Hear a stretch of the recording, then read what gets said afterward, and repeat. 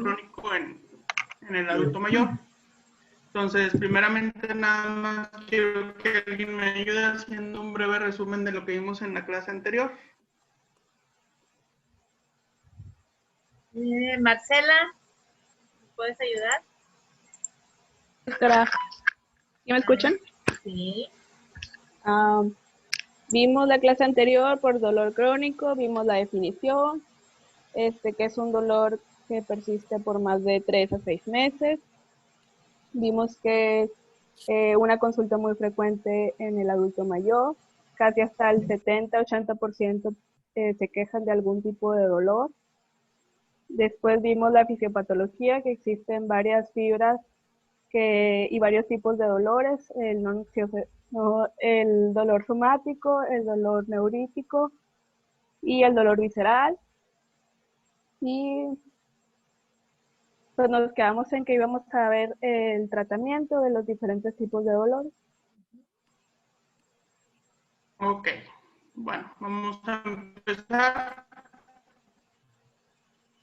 Pues como ya hemos mencionado en la clase anterior, el problema en el adulto mayor, o el verdadero problema, en los casos de dolor crónico es que está infratratado por varias causas, ya sea porque el adulto mayor o no lo menciona o nosotros no lo preguntamos intencionadamente durante la consulta. Y sobre todo hay que ver este problema en pacientes con algún grado de deterioro cognitivo, con demencia o pacientes frágiles. Obviamente tenemos que ver también el arraigo cultural de que el adulto mayor pues tiene que, por su edad, tiene que padecer dolor y pues tendría que aguantarse. Entonces son varios problemas. En esta clase yo lo que me quise tratar más en el tratamiento farmacológico. Obviamente pues hay más tipos de tratamientos, están los alternativos como la acupuntura, está el reposo relativo, la termoterapia. Obviamente después del tratamiento farmacológico hay más terapias, como el tratamiento con ultrasonido, los bloqueos nerviosos, pero pues en este nada más me quise enfocar en el tratamiento farmacológico, sobre todo en los principales fármacos que nosotros utilizamos, y generalidades de tratamiento con opioides, que también, aunque muchas veces nosotros no los manejamos, sí es importante conocer generalidades. Entonces, la Asociación Internacional para el Estudio del Dolor reconoce el alivio del dolor como un derecho humano fundamental, y esa es una de las ideas principales que debemos de quedarnos con esta clase. Entonces, otra cosa que también hay que valorar es que el manejo del dolor, sobre todo el dolor crónico, debe ser multidimensional. Obviamente, estamos nosotros como médicos familiares que debemos de indagar. Obviamente, también deben entrar médicos geriatras, medicina física, medicina del dolor y también psicología, porque ¿alguien tiene alguna idea de por qué psicología debería participar también en la evaluación de estos pacientes? Zulema. Ahí está prendido no había visto, perdón. También porque, ahí voy. Porque habíamos hablado la vez pasada con lo que la depresión hacía que los neurotransmisores, por ejemplo, la sertralina, pues estuvieran bajos. Entonces eso también podría aumentar o podría hacer que aumentara el dolor o que ellos tuvieran una percepción como exagerada de algún tipo de dolor. Y bueno, también recordar la relación que tiene el dolor con trastornos de ansiedad, trastornos depresivos, trastornos por aislamiento social. Entonces también debe ser un equipo multidisciplinario en el que nos basemos para el manejo de este tipo de dolor crónico. Obviamente aquí, como lo mencionaba, me voy a enfocar en las medidas farmacológicas y cuáles son la batería de fármacos con las que contamos. Pues obviamente vamos a tener a estos fármacos que no están clasificados dentro de los opioides, son los fármacos no opioides. Van a estar los fármacos adyuvantes, que aunque su principal indicación no es, o su primera indicación no es la analgesia como tal, sí se ha descubierto que tienen efectos analgésicos, como son los antidepresivos, los antiepilépticos y, último, los fármacos ya considerados opioides. Aquí, otra parte de la evaluación para empezar el dolor, no sé quién se acuerda de esta escalera, que es la escalera analgésica de la OMS. Salió de ahí por los años 1984, 1986 y sigue vigente. Cada 10 años hubo revisión, fue en el 96 y otra en el 2006 y aún sigue vigente, con críticas aún, pero sigue estando vigente. Recordemos que la OMS divide el dolor en leve, moderado y severo. En la clase pasada habíamos mencionado ahí alguna clasificación del dolor, que decía que un dolor leve pues era un dolor que no limitaba sus actividades, un moderado es cuando ya lo empezaba a limitar, y el dolor severo cuando ya ni siquiera le permitía el reposo o el descanso. Obviamente en el primer escalón de esta escalera tenemos como batería los fármacos no opioides, donde están los AINES, el paracetamol, y se pueden emplear siempre en los 3 escalones de los coadyuvantes, que los vamos a ver más adelante. Aquí los opioides entrarían en el segundo escalón, que es el de dolor moderado, y empezamos con los opioides débiles. ¿Alguien ejemplo de un opioide débil que nosotros vemos frecuentemente? El tramadol. La Bupre. La Bupre. No, la codeína. La codeína. La codeína, exactamente. La Bupre ahí... Es mayor. Ahorita hablamos de las clasificaciones, pero está considerada como un opioide mayor. Y para dolor severo, pues ya metemos a los opioides fuertes, donde ya entraría, por ejemplo, la buprenorfina, que es un agonista parcial, la morfina, la metadona, etcétera, combinado con los fármacos no opioides y los coadyuvantes. Hay, por ejemplo, las principales críticas a esta escalera es que, por ejemplo, hablan de empezar desde el primer escalón, pero ¿qué pasa que en un paciente que tiene un dolor oncológico severo, pues si yo me lo voy a empezar con paracetamol y me lo voy a llevar con naproxen, pues obviamente no le vamos a pegar? Entonces, gracias a estas críticas, en 2004 se propone otro modelo que es el ascensor analgésico, imaginando que en el piso de este ascensor están los adyuvantes, es decir, los podemos emplear en cualquiera de los tipos de dolor, pero esta escalera nos habla de que no necesariamente tenemos que empezar desde el piso 1, este ascensor, perdón, sino que yo puedo empezar, si es un paciente con un dolor intenso, podría empezar de entrada con opioides fuertes de entrada, y cuando se vaya resolviendo el problema, pues podría bajar, no sé, a lo mejor con fármacos no opioides o con opioides débiles, pero sin necesidad de pasar forzosamente por los demás pisos. Entonces, este es un modelo que fue reciente, fue en el 2006, que también deberíamos tomar en cuenta.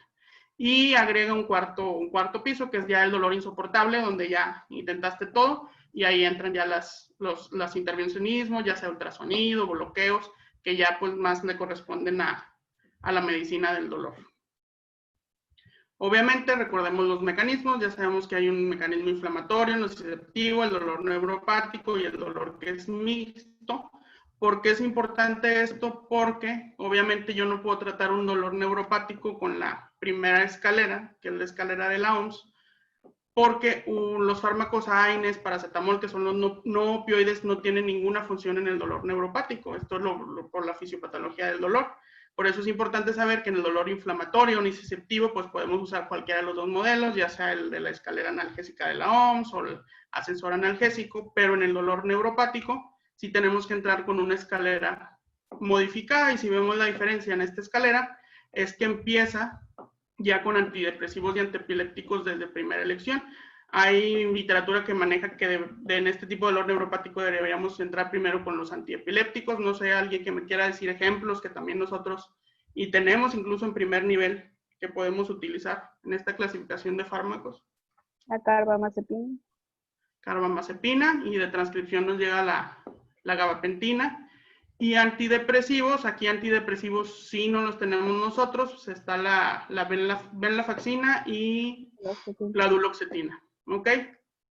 Más adelante los vamos a mencionar, pero si vemos desde el dolor leve ya empieza con la combinación de antidepresivos y antiepilépticos, y siempre teniendo fármacos coadyuvantes. Aquí en los coadyuvantes ya esta escalera también menciona otro tipo de fármacos, ya sea como parches, las cremas que ya conocemos de diclofenaco, de naproxen, incluso hay parches de opioides, ¿ok?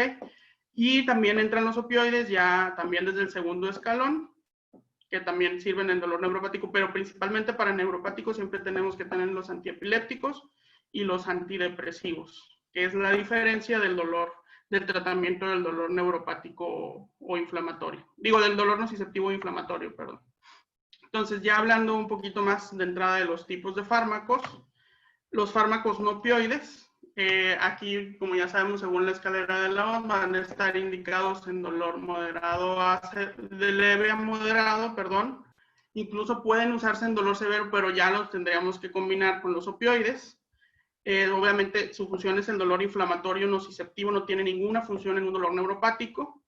Y dentro de las características de estos fármacos, que a diferencia de los opioides, no vamos a desarrollar una dependencia, que es el de los principales miedos que le tenemos a los opioides, y que estos sí pueden tener un techo terapéutico. ¿A qué se refiere el techo terapéutico?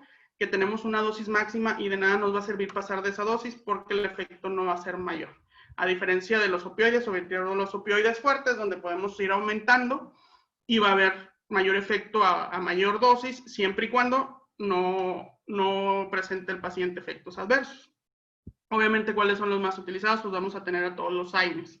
Hay literatura que engloba al paracetamol y al metamizol o la dipirona o al DPS, que es el que usábamos en la 4, como AINE, son AINES estructuralmente, pero a veces se los pone separadamente por carecer del efecto antiinflamatorio. Es decir, si yo tengo un problema inflamatorio crónico y a lo mejor el paracetamol pues sí me puede ayudar como analgésico, pero no va a desinflamar.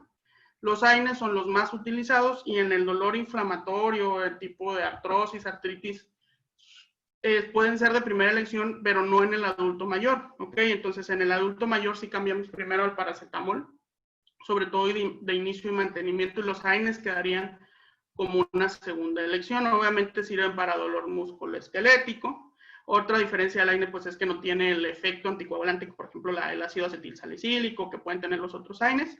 Y lo que es el DPS, en algunos países ya incluso está prohibido el uso del metamizol o la dipirona, porque se dieron casos de anafilaxia y de granulocitosis, pero en nuestro país sigue, aunque el mayor efecto del metamizol, pues es usarlo como antipirético y un antiespasmódico. Entonces, ¿se acuerdan a alguien de la función que tenían los AINES? ¿Cuál era la función o por qué los dividíamos en selectivos y no selectivos? Carlos. En la inhibición de las prostaglandinas. Porque inhiben el COX, no inhiben el COX-1, que es el que produce el efecto, pues, ¿cómo se llama? Inhiben selectivamente el COX-2, por eso son selectivos y no selectivos. Y estos tienden a no tener el efecto adverso, que es pues, provocar más que nada efectos gastrointestinales, los selectivos de COX-2.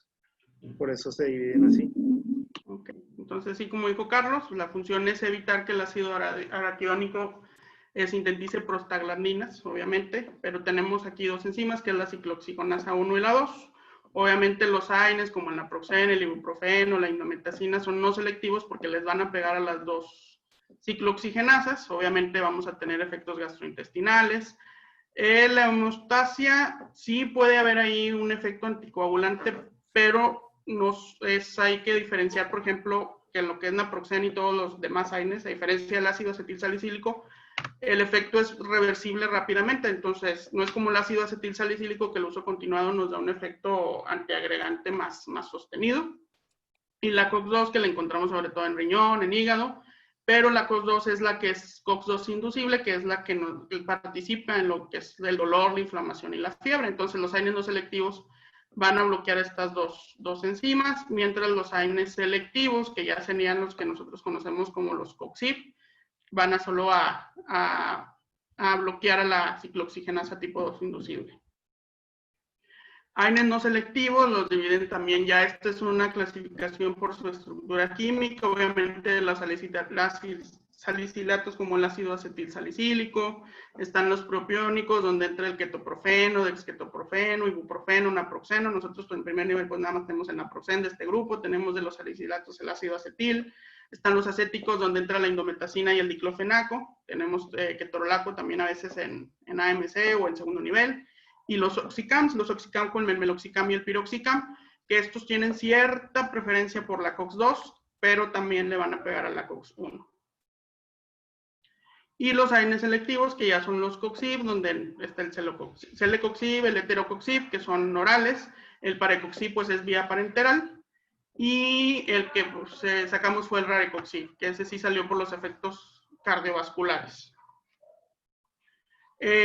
Esta es una tablita de resumen donde están los analgésicos no opioides. Está, por ejemplo, el paracetamol, que tenemos dosis máximas de 4000 al día. Hay textos que marcan hasta 3.200, 3.250 de dosis. Y están las dosis, por ejemplo, el naproxen, que va desde 250 hasta 550 cada 12 horas, con una dosis máxima de 1.100. Obviamente, estos son dosis en adultos mayores. El diclofenaco, por ejemplo, nosotros tenemos la presentación de 100 miligramos y manejan dosis de hasta 150 y a veces hasta lo damos cada 12 horas. Y he visto que hasta a veces cada 8 horas, entonces nos estamos pasando de la dosis. Y el celecoxib, pues es la ventaja, que es de un coxib, que se da cada 24 horas, pero lo podrías dar incluso hasta 12, pudiendo llegar a 200 miligramos. Consideraciones que tenemos aquí tener importancia, que los que tienen un efecto más rápido y mayor poder analgésico está el ibuprofeno, el naproxeno, el ketoprofeno. Dentro del mayor poder inflamatorio podemos tener el naproxeno, el piroxicam, el diclofenaco y la indometacina. Está también el ketorolaco. Pero importante lo que ya sabemos, que nunca debemos combinar los AINES. Podemos combinar paracetamol con algún AINE, pero no los AINES entre sí, y que deben ser en tiempos cortos, menor a 3 meses. Más consideraciones, por ejemplo, poniéndolo en un escenario clínico, si tengo un paciente que tuvo antecedente de úlcera péptica, que tiene gastritis, dispepsia, reflujo, pues ahí sí podría preferir un coxib incluso. Manejan algunas guías combinado con un inhibidor de la bomba de protones, como el omeprazol, pero en pacientes con riesgo cardiovascular, pues ahí no puedo usar, o no está indicado el uso de coxib, ahí podría preferir los AINES no selectivos, pero también no hay que olvidar que no están exentos de riesgo, sobre todo en pacientes cardiópatas, hipertensos, aunque el efecto no es tan marcado como en los coxib. Mejor perfil cardiovascular tenemos el naproxen, y hay guías que marcan que el más seguro, con más experiencia, es el ibuprofeno. Obviamente una contraindicación absoluta para el uso del grupo de los AINES, pues es el tener una enfermedad ulcerosa activa, insuficiencia renal, incluso una insuficiencia cardíaca, y como relativas, pues la hipertensión, antecedente anterior de úlcera péptica o infección por el H. pylori. En cuestión arriba, por el riesgo de sangrado, como se los decía, ahí no es tanto porque generalmente el efecto antiagregante de los AINES es rápidamente reversible, entonces sería también una contraindicación relativa, a excepción del ácido acetilsalicílico, que ya el efecto es más prolongado. ¿Preguntas, dudas o comentarios hasta aquí?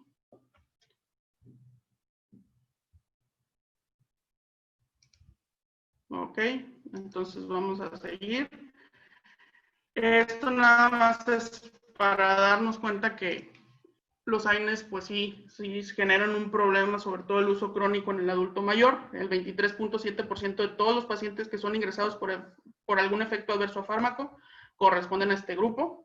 Nos aumenta el riesgo más de 13 veces en comparación con gente joven de la enfermedad ulcerosa hemorrágica, sobre todo si los estamos combinando con anticoagulantes o antiagregantes.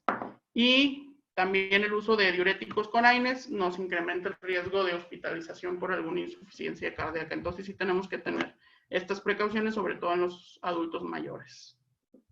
Los coadyuvantes, que era de los que ya hemos hablado, aquí nada más vamos a hablar de lo que son los antiepilépticos y antidepresivos. La principal función de los antidepresivos, si recuerdan la fisiopato, lo que era la serotonina y la noradrenalina funcionaban como inhibidores del dolor. Entonces, si nos vamos a la principal acción de los antidepresivos, que inhiben la recaptura de noradrenalina y de serotonina, pues entendemos que al generar que estas sustancias estén mayor tiempo en las uniones sinápticas, pues nos van a ayudar con esto. Obviamente los primeros que se estudiaron y que se vio y que siguen siendo los más potentes son los tricíclicos, donde es la amitriptilina, la imipramina, la rotriptilina, pero el problema de estos es los efectos adversos que tienen, anticolinérgicos, sequedad, de retención urinaria, pueden llegar hasta delirio, convulsiones, entonces tienen muchos efectos adversos que nos hacen considerarlos de segunda línea. ¿Cuáles serían los considerados de primera línea? Pues son los inhibidores selectivos de la recaptura de serotonina y noradrenalina. En específico los inhibidores selectivos de la recaptura de serotonina no se les ha descubierto hasta ahora ningún efecto analgésico, y esto puede ser porque el principal neurotransmisor inhibidor que nos ayuda en el dolor es la noradrenalina. Entonces son considerados de primera línea, sobre todo la duloxetina, que es más potente incluso que la venlafaxina, No sé si se acuerdan ahí con las clases con la reumatóloga, que nos mencionaba lo de duloxetina para el que era el más eficaz para el tratamiento de la fibromialgia. ¿Ok? Aquí están las dosis, un resumen de las dosis, el horario con que se deben dar, para que le den como quiera una checada. Y acuérdense nada más preferir duloxetina y venlafaxina sobre los tricíclicos. También sirven para dolor neuropático, se pueden usar. Yo he visto pacientes incluso en la 32 que tienen imipramina para el tratamiento de las neuropatías. Y los antiepilépticos, pues la función de los antiepilépticos son ahí también considerados de primera elección, sobre todo en dolor neuropático. Conocemos 3 que están aprobados por la FDA, que son la gabapentina, como mencionaba, creo que Marcia, la carbamazepina, que es la que tenemos ahí en la 32, y la pregabalina. La carbamazepina sigue siendo de primera elección en neuralgia del trigémino, aunque sí queda relegada en los otros tipos de dolor neuropático, donde la pregabalina, sobre todo pregabalina y gabapentina, son más efectivos. Ventajas de la pregabalina: el efecto más rápido, es mejor tolerada que la gabapentina, pero cualquiera de los dos son buenas y las podemos usar. ¿Ok? Y también aquí está la tabla, un resumen de las dosis que podemos iniciar, el horario con que se debe dar y máximo al día. Entonces, opioides. ¿Alguna duda con los AINES, con los coadyuvantes hasta ahora? ¿O alguna experiencia? Zulema o Denise. ¿No? Efectos adversos que les hayan mencionado los pacientes. ¿No? Nada. Ok. Ok, bueno. Vamos a empezar con los opioides. Como ya lo mencionábamos, lo adelantamos hace rato, estos son sustancias que actúan en los receptores de opioides a nivel central. Recordemos que receptores, si se acuerdan de allá de fisio, de farma, tenemos los delta, los kappa y los mu. Los principales que actúan en el poder analgésico de estos fármacos, pues son los receptores mu, que sirven para esta, sobre todo para el efecto de la analgesia. Obviamente los opioides, ya sabemos, son considerados de primera en dolor oncológico, pero sí nos hablan de que también debemos estarlos considerando en dolores que no sean oncológicos, sobre todo de moderados a severos.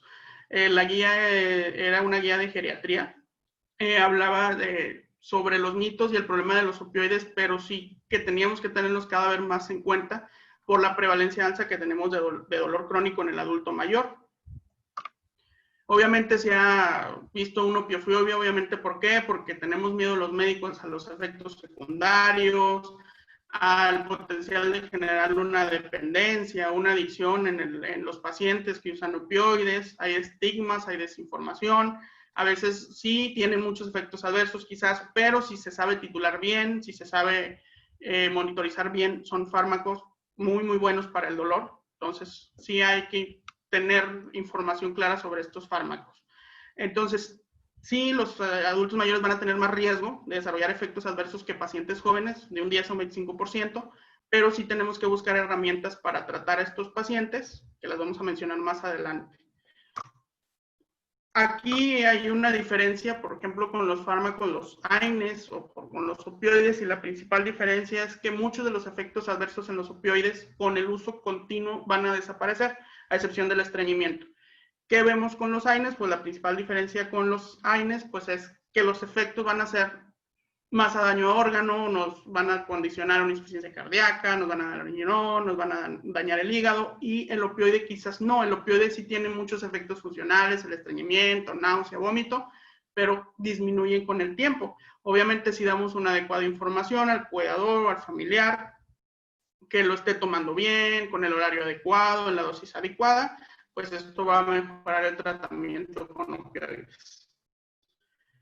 Efectos secundarios, como lo mencionaba, en el caso de opioides son más funcionales, estreñimiento, náuseas, vómitos, pero generalmente dañan menos que incluso los AINES o otro tipo de medicamentos. Entonces no hay que estigmatizarlos como si los opioides son los malos o esa es la última opción que tenemos, cuando son muy buena opción analgésica y los debemos tomar en cuenta. ¿Ok?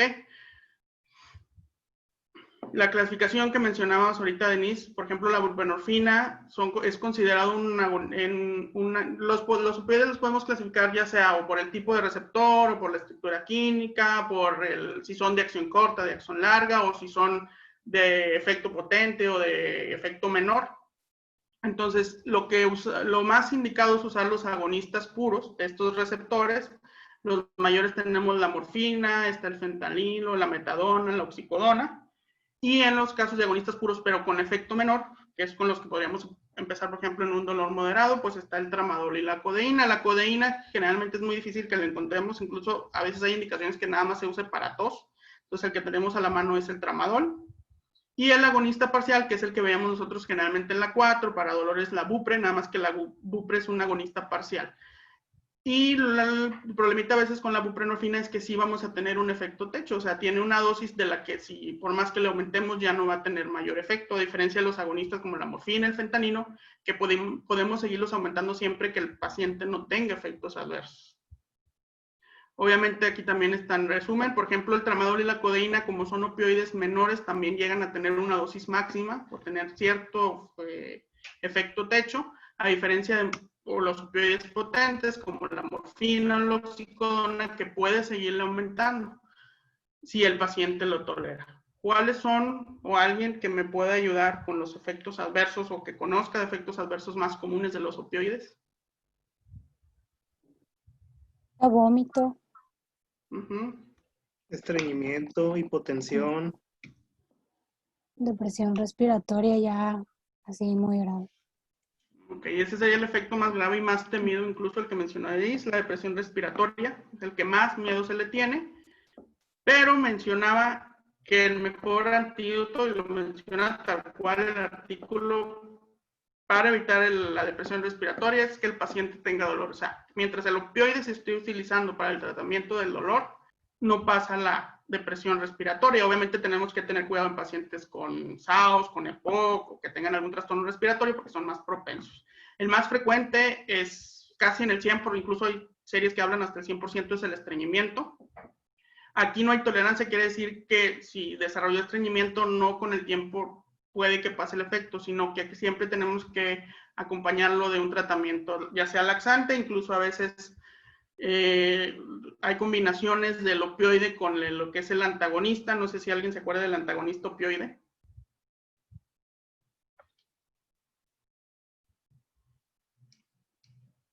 Nadie, ok, es la naloxona. La naloxona es el antagonista opioide, entonces hay preparaciones que ya vienen el opioide y el antagonista juntos para evitar este efecto. Obviamente también está náusea y vómito, son frecuentes al inicio, pero tienden a ir desapareciendo. Tenemos opciones ya sea el ondansetron o la metoclopramida en el inicio para evitar este efecto. Neurológicos, hay que tener cuidado si está descrito el deterioro cognitivo, pero nos marca la guía que si empezamos a dosis menores, las vamos titulando, los tenemos monitorizados. Es muy raro, se han visto delirium o clonías, pero generalmente se evitan titulando bien el fármaco. Cardiológicos también raros, sobre todo con la metadona, prolongación del QT, se han visto arritmias graves, pero todos son más efectos cuando empiezas con dosis muy, muy fuertes o no reduces dosis, desde aumento de la prolactina, disfunción sexual por disminución de hormonas sexuales, y el más temido, la depresión respiratoria, el mayor de los miedos, pero también se van en titulaciones muy rápidas, que empezamos muy, muy altas, más en pacientes con SAOS, con EPOC, y más si tenemos a pacientes con clonazepam, con alprazolam, que son sedantes y ansiopinas, pues va a ser mucho mayor que pueda pasar este efecto adverso. También se han descrito rash alérgico, que son muy raras, dermatitis, prurito, pero pues tenemos o dar un antihistamínico o dar un antialérgico para evitar estos efectos. Y también esto puede, porque tienen ciertos efectos ahí anticolinérgicos, retención urinaria, a veces pacientes que llegan hasta el sondaje vesical. Entonces, ¿cómo vamos a evitar estos efectos adversos? Obviamente empezar con una reducción de dosis, se habla desde la mitad de la dosis que usaríamos en un adulto joven. Si vemos que ni con la reducción, pues siempre se puede hacer ahí un cambio de fármaco y manejar. Si hay estreñimiento, pues un laxante o las combinaciones con el antagonista. Si hay náusea o vómito, pues con algún antiemético. Y obviamente, pues hay que reducir el riesgo. Esto es importante, el riesgo de sobredosis en pacientes que viven solos, que no tienen un cuidador que pueda estar checando que se tome adecuadamente las dosis, o en pacientes con deterioro cognitivo. Entonces, ¿cómo evitarlo? Pues obviamente desde datos de alarma, tanto los cuidadores y los pacientes, educarlos para que ante los datos de haberse tomado más dosis busquen ayuda urgente, siempre monitorizar la función renal, evitar, obviamente pacientes que viven solos, que tengan ya algún grado de deterioro cognitivo, pues evitar estos medicamentos y siempre iniciar a dosis menores al 50% que en un adulto joven. Dosis más bajas, preferir las formulaciones que sean de corta acción o de corta duración para poder cortar más rápido el efecto en caso de una sobredosificación. Siempre preferir la vía oral y siempre estar revalorando cada 24 o 48 horas para ver si ya con esa titulación llegamos al efecto analgésico. Y la rotación opioide era a la que nos referíamos aquí abajo, en cambiar el fármaco. Siempre que un fármaco no nos funcione, pues podemos intercambiarlo por otro opioide. ¿Ok? ¿Dudas hasta aquí o preguntas? Si no hay, entonces nada más quise al final poner una actividad de reforzamiento. Zulema, si me quieres, porfa, ayudar a leer.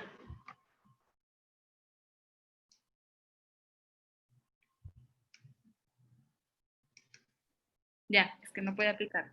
Masculino de 73 años de edad que acude a valoración por primera vez a su consulta privada. Como antecedentes de importancia, el paciente padece hipertensión arterial controlada, en tratamiento con losartán cada 12 horas, hidroclorotiazida una vez al día y nifedipino una vez al día.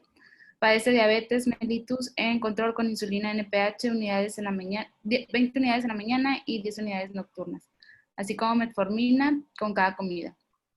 Además, en el último perfil de laboratorio tuvo una cifra elevada de triglicéridos, por lo que toma bezafibrato 2 veces al día. También consume media tableta de clonazepam para dormir. Tiene también diagnóstico de osteoartrosis. Tuvo hace 3 años un ataque isquémico transitorio que no dejó secuelas aparentes. Uso de ácido acetilsalicílico, media tableta al día. Alergias negadas, traumáticos, caída desde su propia altura hace 7 meses con fractura de fémur derecho. Uso de bastón de apoyo, quirúrgicos negados, tabaquismo positivo en razón de 5 paquetes años, alcoholismo social sin llegar a la embriaguez, toxicomanías negadas. El paciente vive solo, enviudó hace 5 meses, es visitado solo los fines de semana por una de sus hijas. Él se prepara solo sus comidas y realiza sus actividades fuera de casa, solo, como pagos de recibos, compras de supermercados, incluso maneja su propio coche.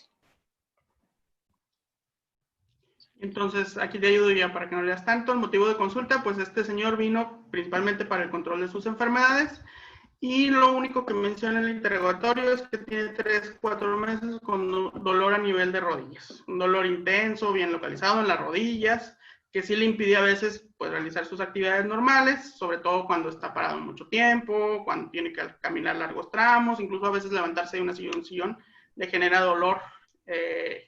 Y pues nada más sin tratamiento pues no ha tomado nada más que a veces masajes y calor local, pero dice que no le ayuda. Ingresa con apoyo de un bastón desde su caída y su fractura. Vemos que tiene dificultad para sentarse, incluso observamos facies dolorosa cuando camina y cuando se sienta, lo vemos disperso, triste, aunque está neurológicamente íntegro, orientado. Vemos que conversa poco, a veces su hija no lo deja contestar, lo interrumpe.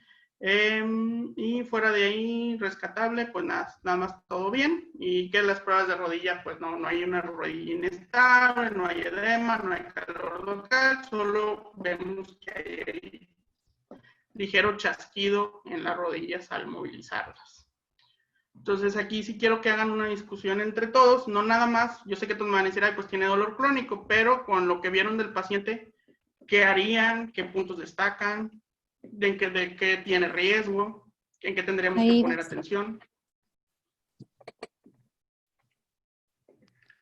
Que está deprimido, parece que está deprimido desde que tuvo el accidente, porque no tiene conversación con el médico y además que la hija pues medio lo controla.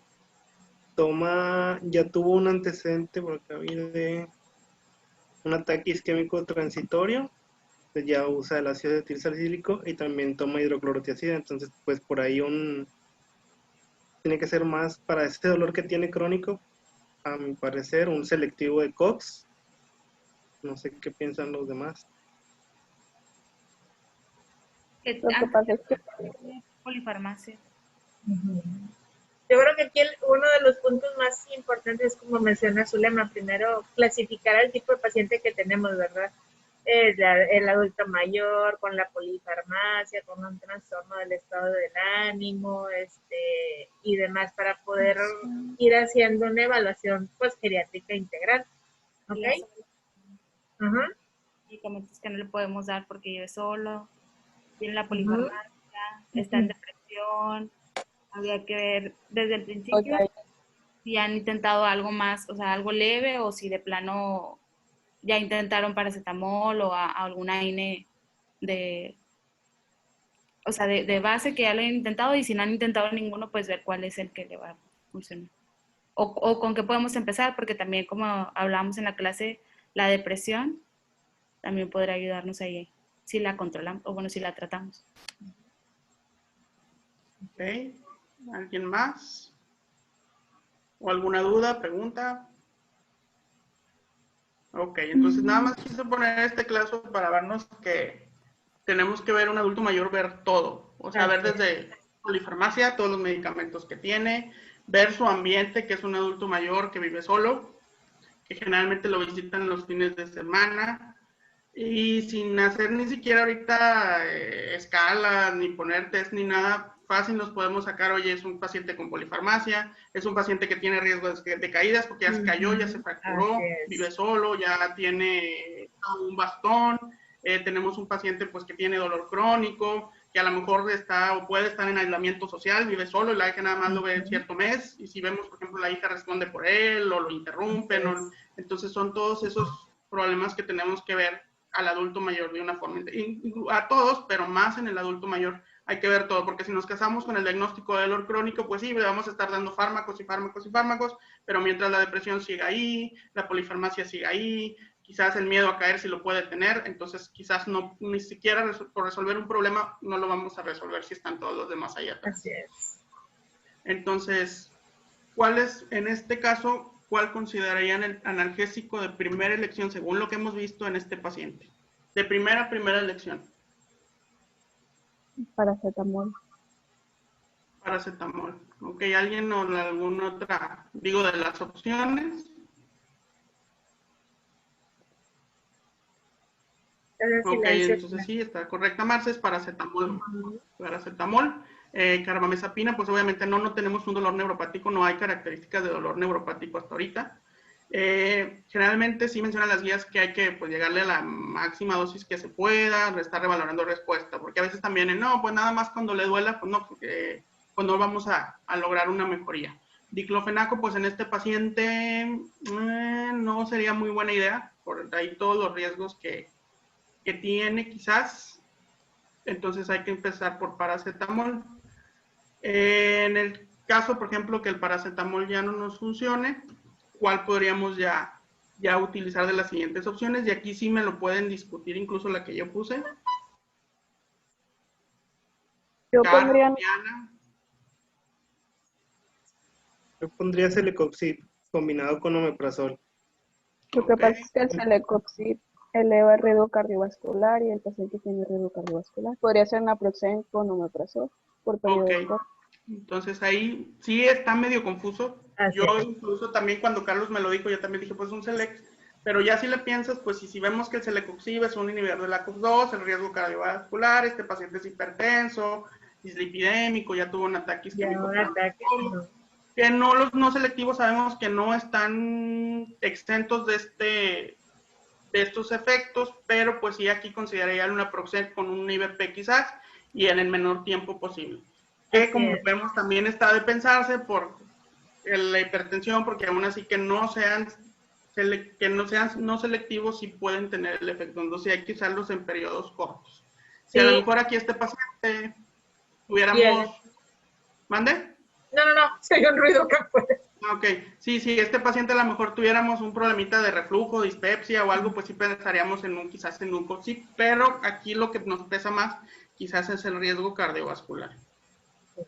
Y es ahí la importancia de interrogar los antecedentes que tiene el paciente, ¿verdad? Porque muchas veces también pasa que tratamos de hacer la evaluación geriátrica integral, pero nos olvidamos de los antecedentes que tuvo el paciente, ¿verdad? ¿Hace cuánto tiempo fue el accidente cerebral que tuvo? si tuvo complicaciones, si tiene control de sus enfermedades crónicas, ¿verdad? Para hacer la evaluación de riesgo cardiovascular. Ok, adelante. Entonces ya, siguiente pregunta. ¿Contraindicaciones absolutas para el uso de AINES? ¿Problema? La úlcera péptica activa. Activa. Las demás, la hipertensión se puede considerar relativa, deterioro cognitivo, pues aquí no tendría nada que ver, ¿ok? ¿Cómo clasificamos el dolor de este paciente? Recordemos las clasificaciones del dolor que teníamos por duración, por origen, por localización. Crónico, nociceptivo y somático. Y somático, exactamente. Ya sabemos, no es neuropático, no tiene características de neuropático. Crónico, por el tiempo que tiene, ya tenía 3-4 meses. Y pues localización, pues es en articulaciones, somático. De los siguientes, ¿cuál puede ser un fármaco que nosotros consideremos coadyuvante en el dolor de este paciente?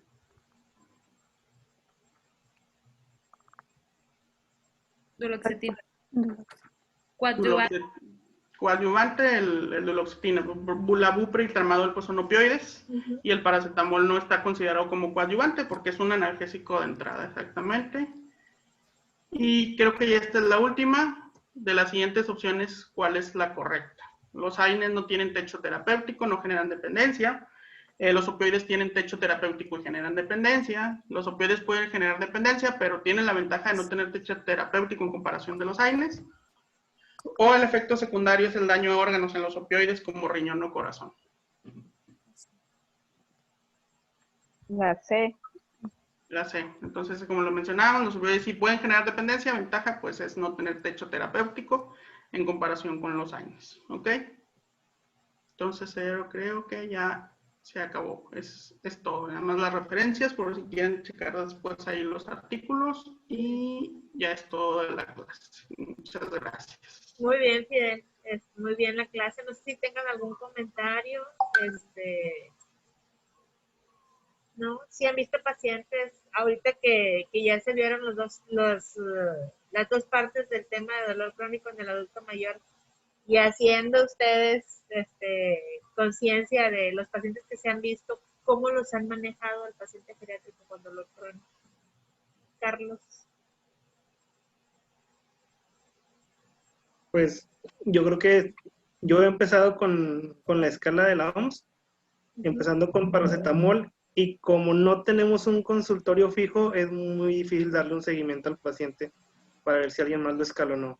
Si ya tenía un ¿cómo se llama? Un analgésico, le agrego algún otro al que le convenga dependiendo del paciente, y lo que sí es he retirado, o sea, no he dado medicamento porque muchos doctores dan diclofenac con naproxen, Todos.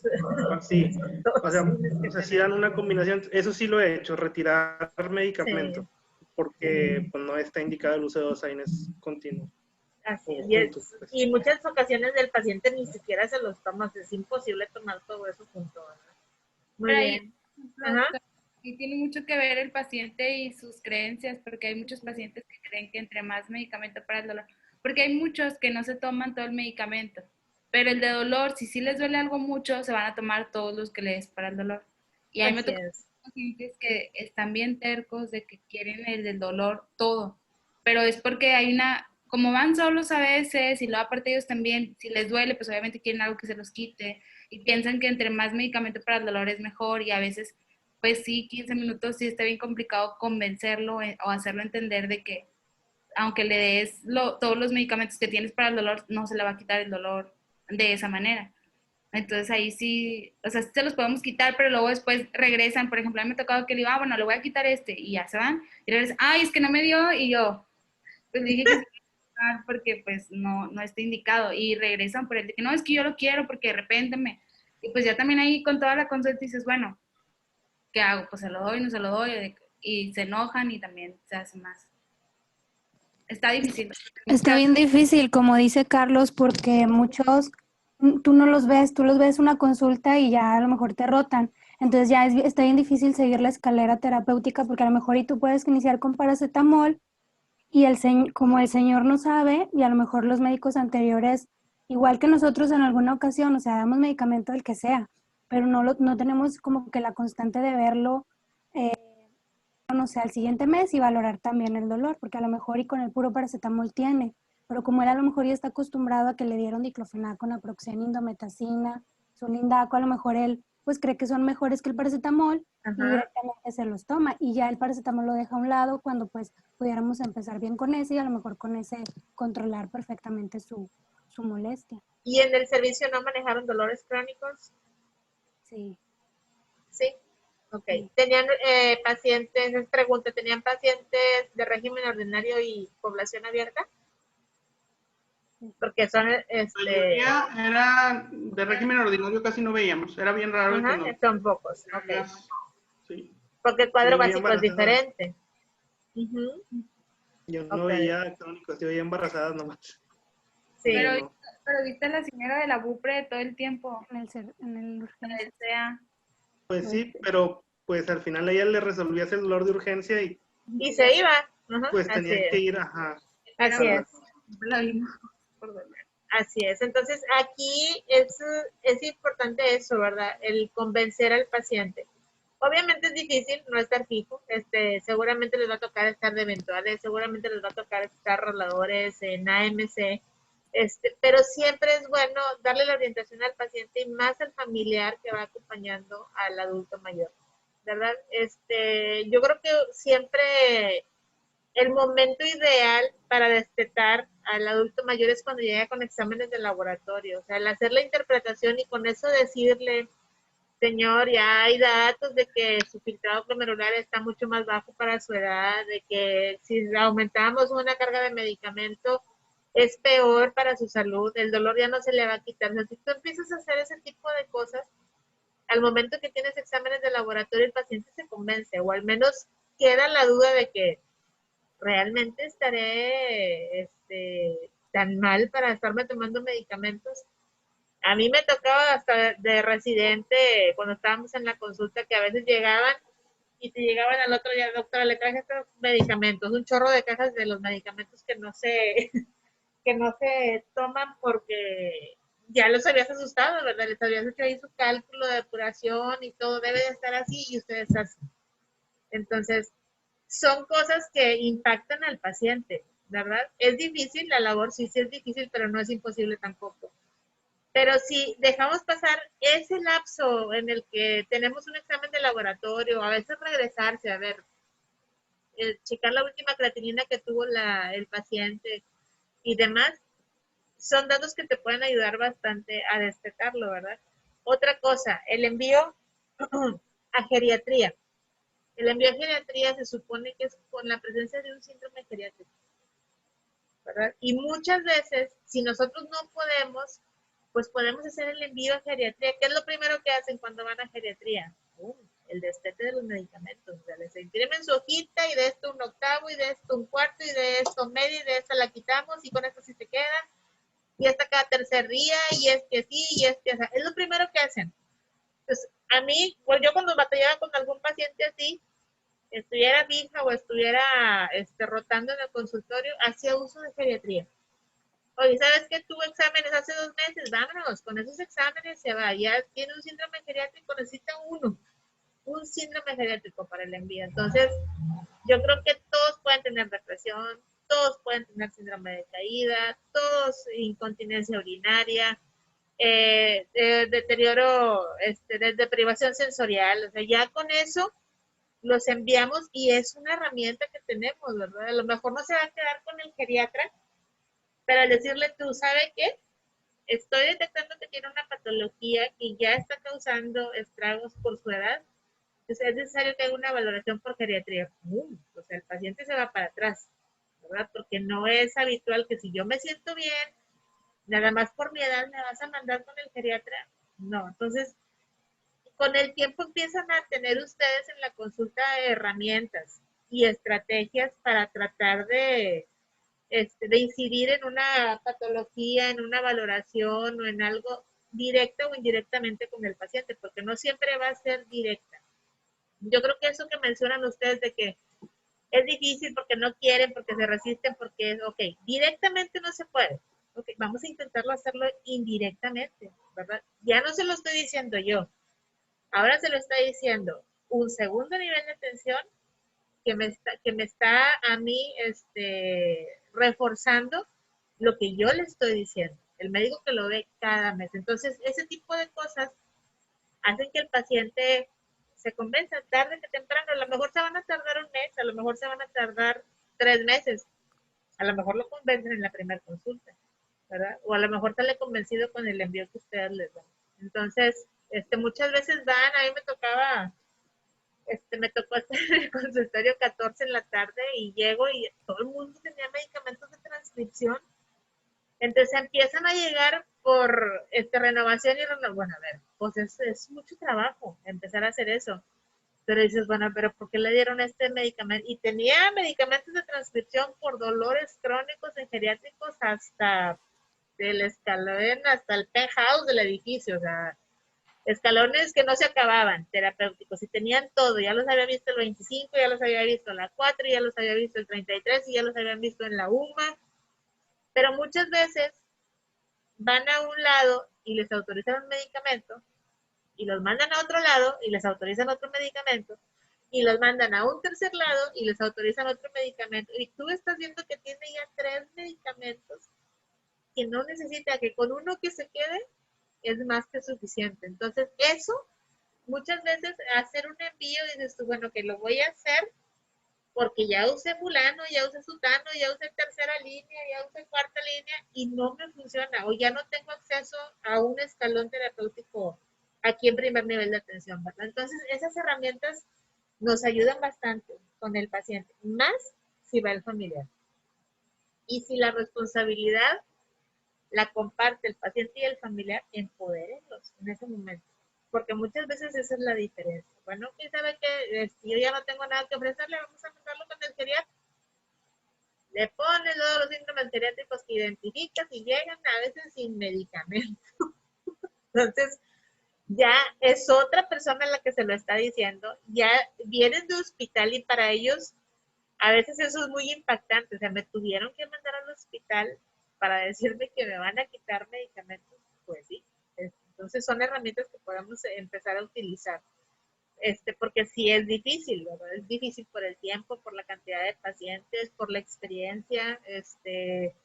Muchas veces cuando uno llega nuevo a la consulta, llegas con todo el flow de estar en la consulta y con todo el conocimiento acumulado. Es difícil extrapolar todo ese conocimiento a la consulta externa y más aún si llegas a un consultorio descontrolado. Un consultorio que es tierra de nadie, está muy cañón que en un mes lo arreglen, de verdad. Se los digo por experiencia propia. ¿Ok? Muy bien. ¿Algún otro comentario? Pero sí se puede, ustedes sí van a poder. Son agentes de cambio, acuérdense, que no se les olvide. Ok, muy bien. Muy bien tu clase, Fidel, excelente. Muy, muy padre, bien didáctica. Las dosis, obviamente, farmacocinética, la farmacodinámica de los medicamentos es a salderillo, porque tenemos que ver también interacciones de los medicamentos que vamos a utilizar con las patologías, la pluripatología que tiene el paciente. Eso también es otro, es punto y aparte, ¿verdad? Es parte de aguas en el manejo del paciente geriátrico. Es un paciente muy difícil, pero no imposible. Y yo creo que son de los pacientes más agradecidos que van al servicio de consulta externa. ¿Ok? Muy bien, chicos, excelente. Bueno, en un comercial.